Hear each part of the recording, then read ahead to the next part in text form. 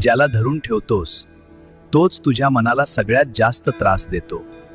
आठवणी असोत, माणसं असोत किंवा काही अपूर्ण राहिलेल्या गोष्टी वाहतो, त्यांना जितकं पकडून ठेवशील तितकंच तू स्वतःला हरवत जाशील. हे लक्षात ठेव, सगळं आपल्या मनासारखं होण्यासाठी नसतं. काही गोष्टी तुटण्यासाठीच येतात आणि काही नाती संपण्यासाठीच जुळतात. म्हणून स्वतःला थांबव आणि विचार कर. ज्याच्यामुळे तुझी शांतता हरवते त्याला आयुष्यात ठेवण्याचा काय उपयोग? सोडून देणं म्हणजे हार मानणं नाही.